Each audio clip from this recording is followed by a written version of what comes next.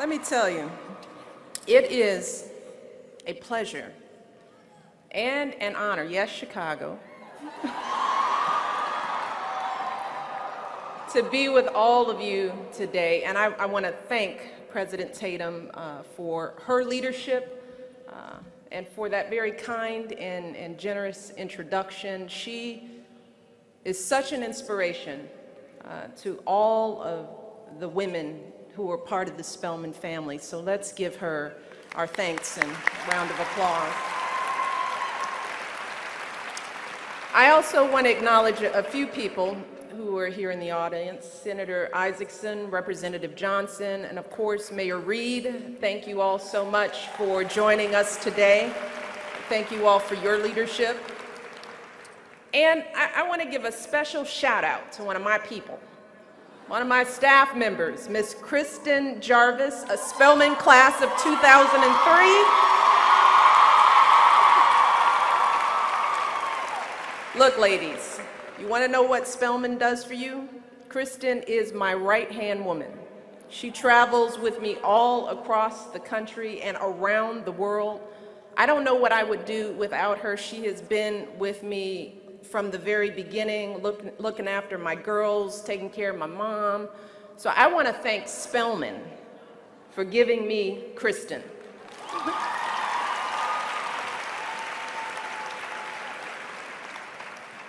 And again, let's take a moment to thank all of those beautiful people sitting behind you all today and standing behind you every day, the folks who brought you into this world, the folks who showed you with their love that you belong here. They pushed you, they believed in you, and they answered calls those late nights, even when you were just calling for money. So again, let's give a special round of applause for all the families here today. And of course, most of all, to the Spelman class of 2011, congratulations! We are so proud of you. We're proud of the effort you've invested and the risks that you took. We're proud of the bonds that you forged, the growth that you've showed. We're proud of how for the past 4 years you've immersed yourselves in the life of the school and embraced all that it has to offer.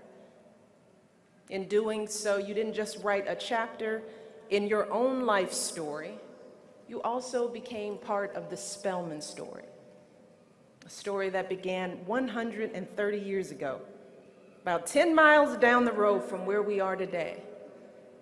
Now, by now, all of you know the details about how two white women from up north, Sophia Packard and Harriet Giles, came here to Atlanta to establish the Atlanta Baptist Female Seminary. Now we want the world to know this story. They started out in a dank church basement loaned to them by a kindly preacher named Father Quarles. And their first class had just 11 students, many of whom were former slaves. Back then, the thought of an African-American woman learning to read and write was to so many laughable at best and impossibility at worst. And plenty of people tried to dissuade Miss Packard and Miss Giles from founding the school. They said the South was too dangerous. They said that at the ages of 56 and 48, these women were too old. But these two ladies were unmoved. As Miss Giles put it, and these are her words, they were determined to lift up these women and girls who have never had a chance. It's a story that has been told and retold, enacted and reenacted in every generation since the day that Spelman first opened its doors. In a time of black codes and lynching, this school was training African American women to be leaders in education, in the health professions. In a time of legalized segregation, this school was establishing math and biology departments and training a generation of Black women scientists. At a time when many workplaces were filled with not just glass ceilings, but brick walls, this school was urging Black women to become doctors and lawyers, engineers, ambassadors. Now that is the story of Spelman College, that unyielding presumption of promise, that presumption of brilliance, that presumption that every woman who enrolls at this school has something infinitely valuable to offer this world. And ladies, that is now your story. That legacy is now your inheritance. And I've chosen that word inheritance very carefully because it's not an entitlement that you can take for granted. It's not a gift with which you can do whatever you please. It is a commitment that comes with a certain set of obligations that don't end when you march through that arch today.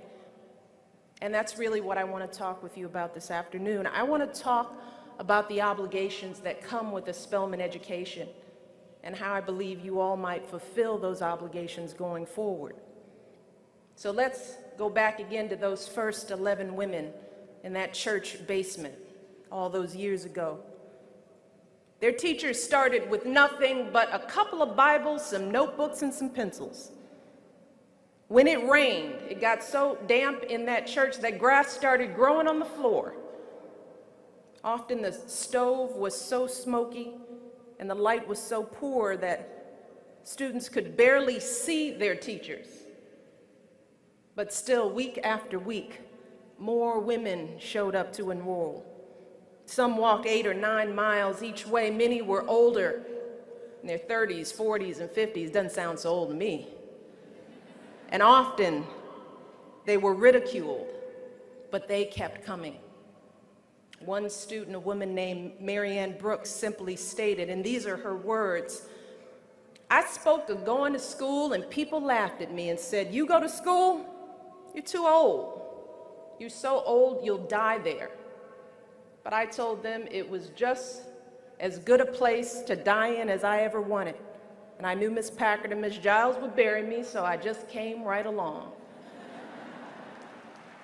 Now that spark, that spirit, that odds-defying tenacity has defined the alumni of this school from its very first graduating class. I mean, think about one of my heroines, Marion Wright Edelman, class of 1960, working as a young civil rights lawyer down in Mississippi. Attorneys in judges' chambers refused to shake her hand.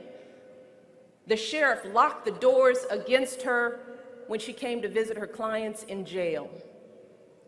She was always careful to leave the door open when she started her car in the morning.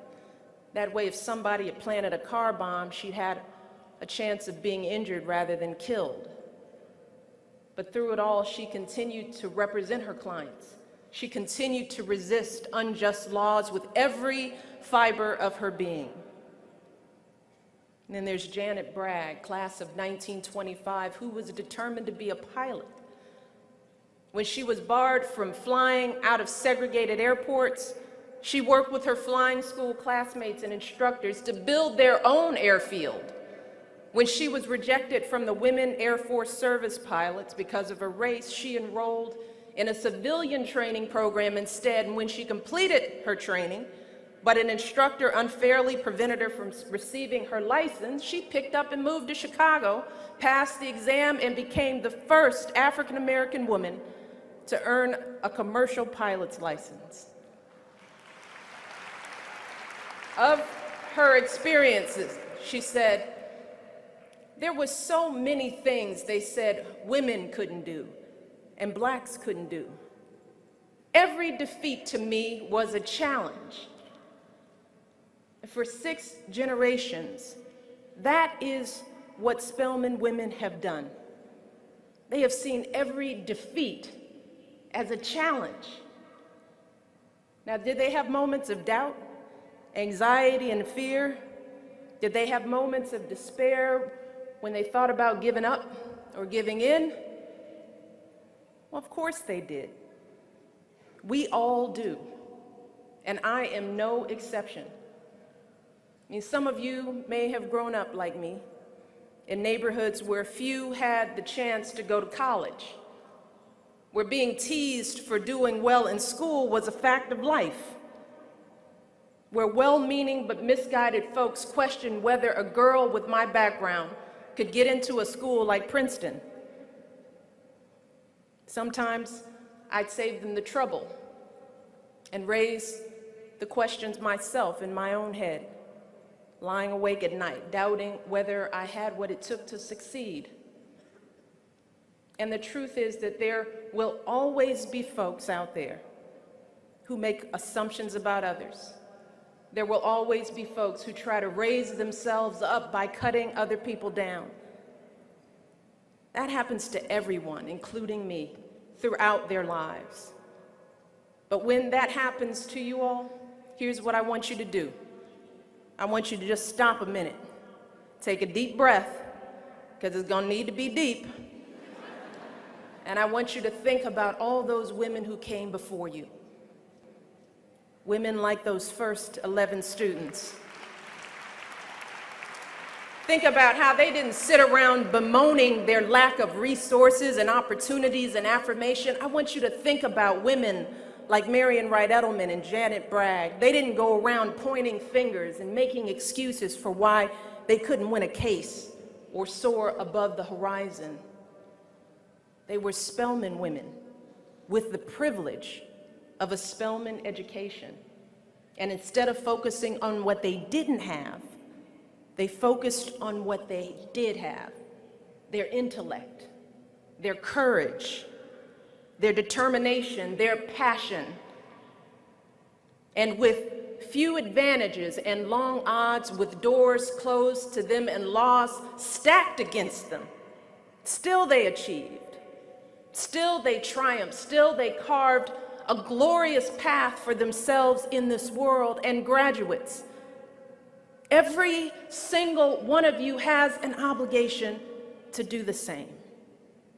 You have an obligation to see each setback as a challenge and as an opportunity to learn and grow. You have an obligation to face whatever life throws your way with confidence and with hope. And don't ever let anyone get into your head, especially yourself. Because if it's one thing I can promise you, it's this. With a Spelman education, you all have everything you need right here and right now to be everything you ever wanted to be. But let's be clear. The Spelman legacy isn't just about those first 11 women, and it's not just about the generations of students and alumni who came after them. It's about everyone who believed in those women. It's about everyone who invested in those women right from the beginning. I mean, make no mistake about it, Miss Packard, Miss Giles, they were ambitious for their students. Even as they started their classes at a first grade level, teaching the alphabet and basic arithmetic, they had big dreams. They were planning to build a full-scale liberal arts college for African American women. I mean, think about that. They could barely afford to keep their doors open. Their students could barely read or write, but already they were planning to build something big, a college. In those early years, they actually rejected an offer to merge with the Atlanta Baptist Seminary, the school that eventually became Morehouse. Yep. Said, no thank you, brothers. Because this move may have solved their financial problems, but they were afraid that a co-ed school, their students would be treated as second-class citizens, and they weren't going to stand for that. No. Then there was Father Quarles, the preacher who lent them his church basement. He undertook an arduous journey north to raise money for the school, and his last words to the students were, I am going north for you. I may never return, but remember, if I die for you and in a good cause. And those words turned out to be prophetic. In the end, the harsh climate was too much, and he got sick and passed away not long after. Miss Giles, Miss Packard, Father Quarles, they weren't the only ones who believed in these students. In those early years, thousands of dollars of donations poured in from the Black community itself. I mean, these were folks who likely didn't have a dime to spare, digging deep into their wallets to support this school. See, that fierce devotion to the potential of others, that commitment to give even when you're barely getting by yourself, all of that is your legacy as well. That is your mission now, too. Your mission is to find those 11 women wherever in the world your journey may take you.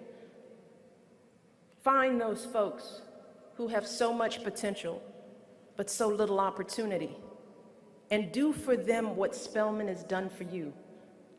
Maybe it's a group of kids in your community. Maybe it's a struggling family at your church.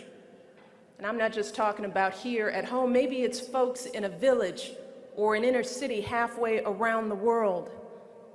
Wherever you go, I guarantee you that you will find folks who have been discounted or dismissed, but who have every bit as much promise as you have. They just haven't had the chance to fulfill it.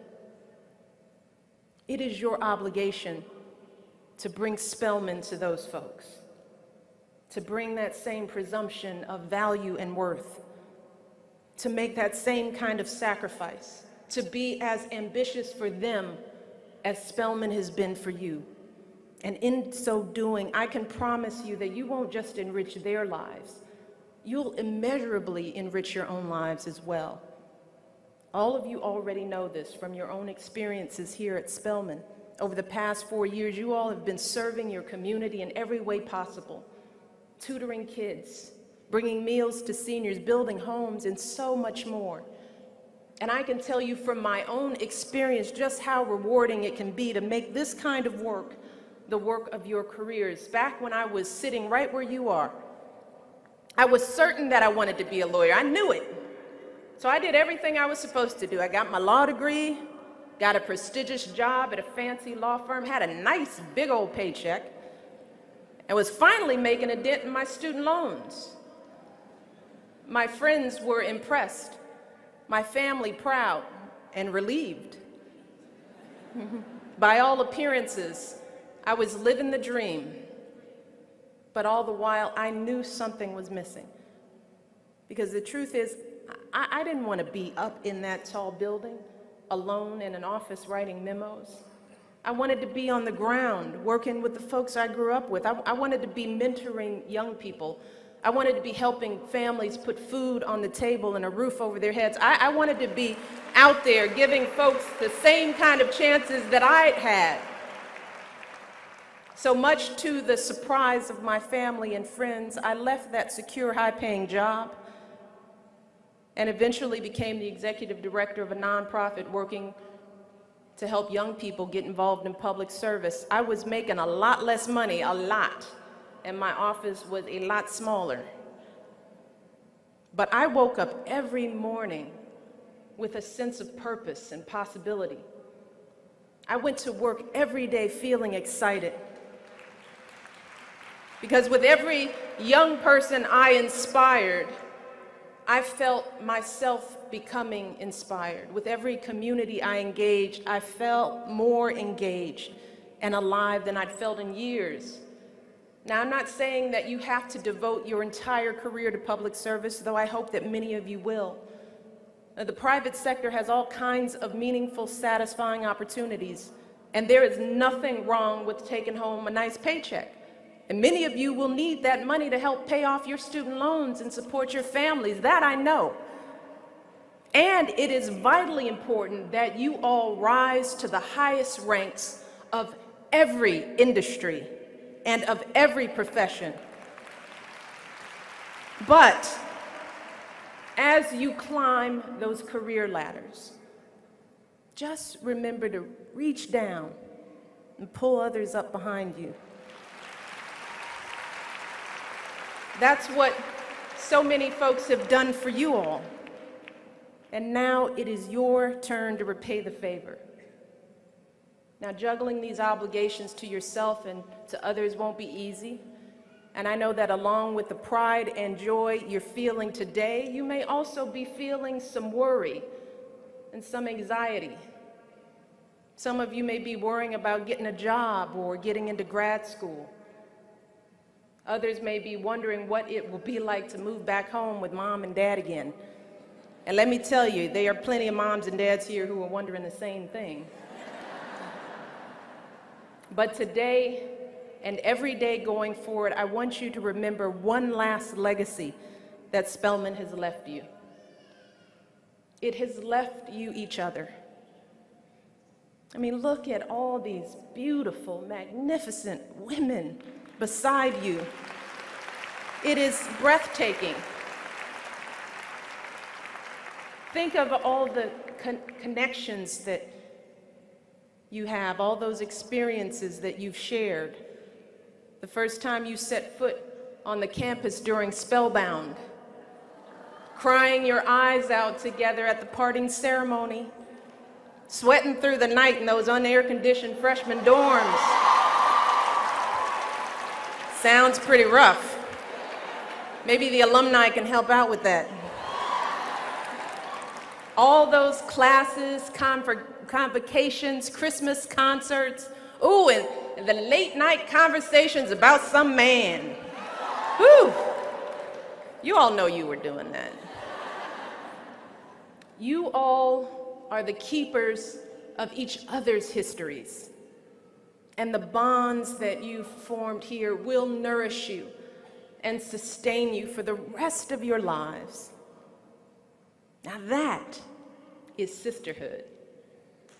And look at all these magnificent women around all of you, the alumni of this institution who led you through that arch on Friday, cheering you on as you start your journey into the world. I'm told that back in the depths of the recession in 2009, when many seniors here couldn't pay their tuition bills, President Tatum made an appeal to Spelman alumni, parents and friends asking for help.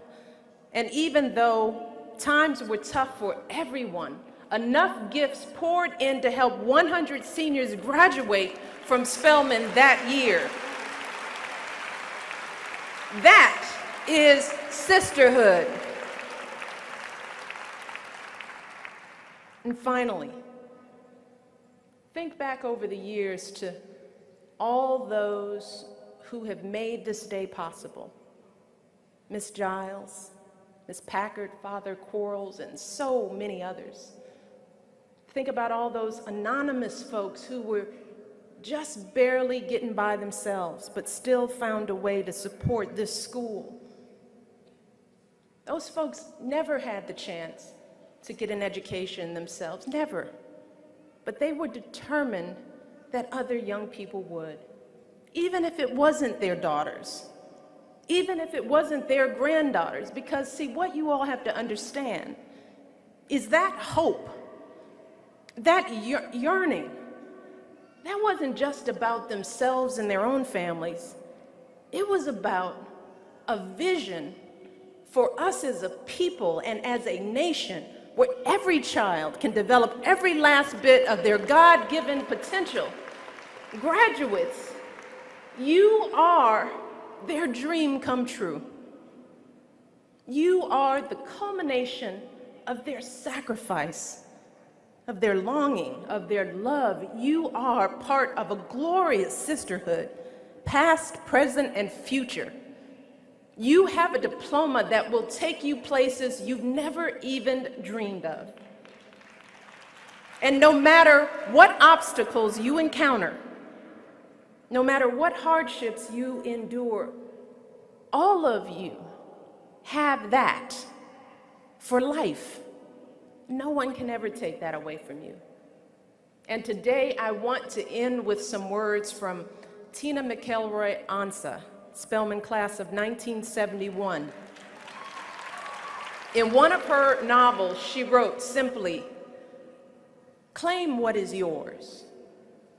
You belong anywhere on this earth you want to." And graduates, if you go out there and make that claim, if you reach back to help others do the same, then I am confident that you will lead lives worthy of your dreams, and you will fulfill that precious Spelman legacy that is now yours. So congratulations, graduates, on all that you have achieved. I am so proud of you, all of you. We are so proud of you. Do big things. Thank you all. God bless.